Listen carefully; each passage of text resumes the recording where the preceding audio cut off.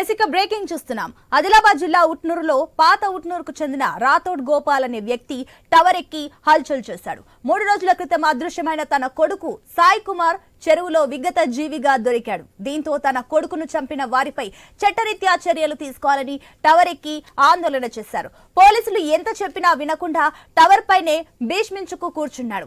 DSP Nagender ఘటనా స్థలానికి చేరుకుని బాధితులతో ఫోన్ లో మాట్లాడారు. ఇక న్యాయం చేస్తామని హామీ ఇవ్వడంతో రాథోడ్ గోపాల్ టవర్ పై నుంచి దిగి వచ్చాడు.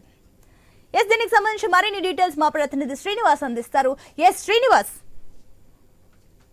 ఏదైతే ఆదిలాబాద్ జిల్లా ఉట్నూరు మండల కేంద్రంలో టవర్ ఎక్కి ఒక వ్యక్తి హత్య చేసిన ఘటన అయితే మనం చూసాం. అయితే గత 3 రోజుల క్రితం ఏదైతే పాత ఉట్నూరు చెందినటువంటి తన కొడుకు సాయి కుమార్ మిస్ అయినట్టుగానైతే ఇటు రాథోడ్ గోపాల్ అనే వ్యక్తి పోలీస్ స్టేషన్ లో కంప్లైంట్ చేశారు. అయితే 3 రోజుల తర్వాత నిన్న ఏదైతే ఉట్నూరులో ఉన్నటువంటి గోపాయి చెరువులో ఏదైతే సాయి కుమార్ మృతదేహం లభ్యమవడంతో అయితే రాథోడ్ గోపాల్ అనే వ్యక్తి ఈ రోజు సెల్ టవర్ ఎక్కి అయితే హత్యలు చేశాడు. అయితే తన కొడుకుని చంపినటువంటి నిందితులను పట్టుకోవాలనేసి ఇటు రాథోడ్ గోపాల్ అయితే సెల్ టవర్ ఎక్కి హత్య చేయడంతో అయితే ఏదైతే ఘటనా స్థలానికి చేరుకున్నటువంటి డిఎస్పీ నాగేందర్ అతనితో ఫోన్ లో మాట్లాడి అతనికి ఖచ్చితంగా తన కొడుకును చంపినటువంటి నిందితులను పట్టుకుంటాము, ఖచ్చితంగా కఠిన చర్యలు తీసుకుంటామనేసి ఇటు